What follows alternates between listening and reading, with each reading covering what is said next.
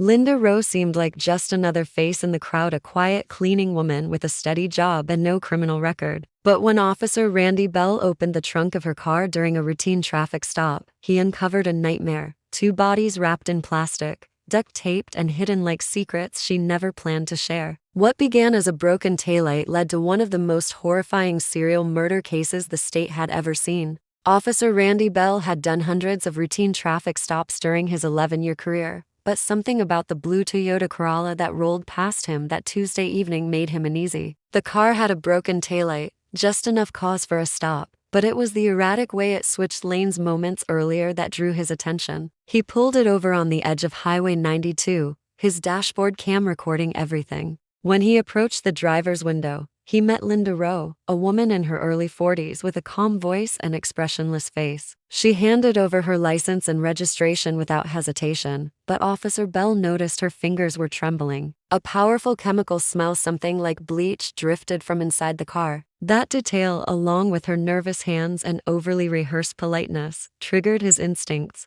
He asked her to step out of the car and wait near the front while he conducted a routine search. Backup arrived within minutes. Officer Bell popped the trunk. As he lifted the lid, a heavy wave of decay hit him. Inside were 2 large black trash bags, misshapen and loosely tied. A dark fluid was seeping from one of them, staining the fabric liner of the trunk. He stepped back, immediately calling it in. The scene escalated fast: police tape, floodlights, investigators. What they found inside the bags left even the most seasoned officers shaken. 2 human bodies, female, wrapped in plastic shower curtains and bound with layers of duct tape. One of the victims had visible bruising around her neck. The other's face was partially covered, her fingernails cracked and broken. The vehicle was impounded, and Linda Rowe was taken into custody on the spot. News traveled fast. By nightfall, footage of the arrest had gone viral on local news and social media. Who was this woman? Why were there bodies in her trunk? Reporters descended on the small Georgia town, filming outside Linda's modest home, interviewing stunned neighbors who described her as quiet, helpful, and completely unremarkable. Her employer, a local cleaning service, said she hadn't missed a day of work in over a year. She had no history of violence, no arrest record, no obvious signs that she was capable of murder. The mystery wasn't just about what had been found in her trunk, it was about who Linda Rowe really was, and how no one saw this coming. The investigation moved quickly as detectives tried to connect the 2 victims to Linda Rowe. Fingerprints confirmed the identities: Tanya Miller, 27, and Brianna Chase, 31. Both had been reported missing in the last 10 days, their disappearances drawing only brief attention at the time. Tanya was a part-time waitress and aspiring artist, last seen leaving a late-night poetry event downtown. Brianna worked in real estate and vanished after attending a friend's birthday party. Their paths had never crossed. There was no record of either woman knowing Linda, no shared workplaces, no mutual friends. Yet both ended up in the trunk of her car. Police searched Linda's house for further evidence. Her modest 1-story home was disturbingly clean, almost sterile. Bleach bottles lined the shelves of the laundry room, and the scent hung in the air. A search of her basement revealed large plastic bins, some still containing scraps of duct tape, rope, and stained towels. A garbage bag in her outside bin held a pair of gloves with what appeared to be dried blood on the fingertips. Everything was bagged and sent to the crime lab. The results from Linda's phone were even more disturbing. Her GPS history showed she had traveled to the exact area Tanya had last been seen, just hours before the woman vanished. A similar path was traced to Brianna's last known location. Text messages and calls offered no motive or co-conspirators, but her internet history raised red flags. Phrases like "how to make someone unconscious," "disposing of body safely," and "can you be tracked by trunk smell" were all recovered from recently deleted searches. Experts reconstructed her deleted data and found photos taken in low-light blurry images of what appeared to be duct tape, a bathtub, and a shadowy figure lying motionless on a plastic sheet. Neighbors described Linda as introverted but friendly enough. She had no close relationships. She lived alone. Her son, now 22, had moved out years ago and was reportedly estranged. Her co-workers said she kept to herself and often volunteered for late cleaning shifts. One former colleague recalled her saying she liked working at night when no one was around. Psychologists consulted by police began to profile her as a potential organized offender, someone methodical, emotionally detached, and possibly with a traumatic past. Still, no motive had surfaced. The deeper the investigators dug, the more the case became about more than just two murders. It began to look like a carefully hidden pattern. Detectives broadened the scope of their investigation, digging into Linda Rowe's past with more intensity. Her employment history was stable, over a decade working for the same cleaning service, specializing in foreclosures and estate cleanouts. It gave her access to dozens of empty homes, often with no surveillance and no one around for hours. Investigators started compiling a list of all properties she had cleaned in the last 5 years. They noticed a disturbing overlap between several of these addresses and missing persons reports filed within that time frame. One case, in particular, drew attention. In 2021, a woman named Carla Vance disappeared after her car was found abandoned outside an unoccupied property undergoing a foreclosure cleanout. That property was listed as one Linda had worked at during the same week. No body had ever been found, and no suspects were named. Now, detectives returned to the scene with fresh eyes. Cadaver dogs picked up faint traces of human decomposition in the crawl space beneath the house. Though no remains were recovered, the scent markers were enough to link Linda to the location. Meanwhile, forensic analysis of the bodies found in the trunk revealed chilling similarities. Both victims had high levels of sedatives in their systems, enough to knock them out, but not immediately kill them. The method of restraint was identical: duct tape over the wrists, ankles, and mouth. Ligature marks on their necks indicated strangulation. The level of precision pointed to someone who had done this before. There were no signs of sexual assault or robbery. The crimes appeared to be purely about control or something darker.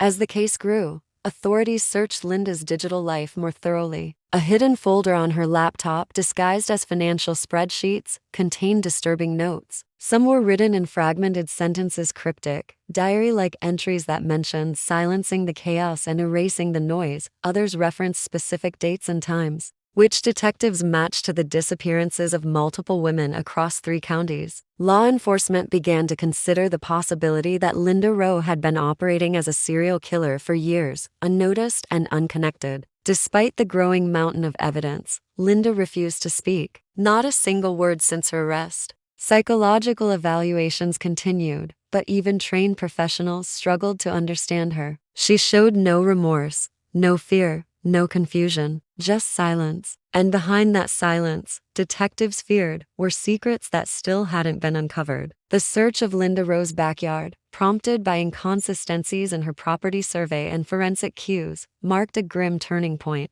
A cadaver dog signaled strongly near a half-collapsed garden shed. Detectives ordered an excavation. Just 3 feet beneath the surface, wrapped tightly in tarp and plastic sheeting, was a human skeleton. It was later identified as Carla Vance, the missing woman from 2021. The cause of death was consistent with the other's: strangulation, preceded by heavy sedation. The soil samples around the body confirmed it had been buried for at least 3 years. This discovery shattered any remaining doubts about Linda's involvement in a larger pattern of killings. Prosecutors amended the charges to include 3 counts of first-degree murder. Detectives widened their case even further, cross-referencing other missing persons in nearby towns. A troubling cluster of disappearances began to emerge, each with eerie similarities. Young women, mostly between their mid-20s and early 30s, all last seen at night, often alone, and all within a 30-mile radius of where Linda had lived and worked. The media storm intensified.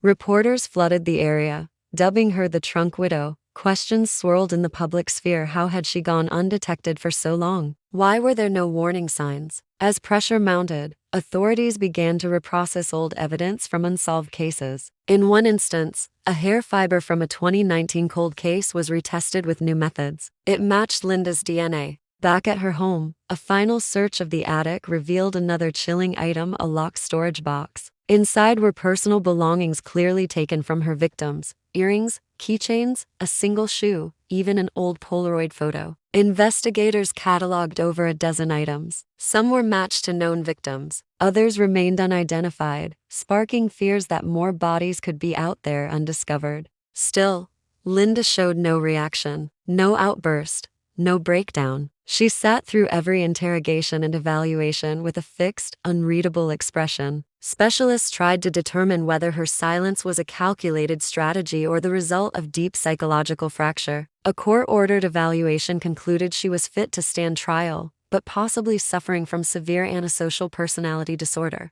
The case had grown from a routine traffic stop into one of the most disturbing serial murder investigations the state had ever seen. But even as authorities built their case, they couldn't answer the question that haunted everyone. What was Linda Rowe's motive? Linda Rowe's trial began in a packed Georgia courtroom under the watch of national media. She was charged with 3 counts of first-degree murder, with prosecutors hinting that more charges might follow pending identification of additional evidence. The state painted a chilling portrait of a calculating killer who used her quiet life and occupation as a cover to hunt, capture, and eliminate her victims without leaving a trace for years. Each piece of evidence, the surveillance videos, the GPS logs, the buried remains, and the disturbing keepsakes, was laid out for the jury in painstaking detail. The defense team surprised everyone by entering a plea of not guilty by reason of insanity. They argued that Linda suffered from a long untreated psychological disorder, worsened by childhood trauma and emotional abandonment. They presented sealed records from a psychiatric facility where Linda had been committed briefly as a teenager after an incident involving her younger sister,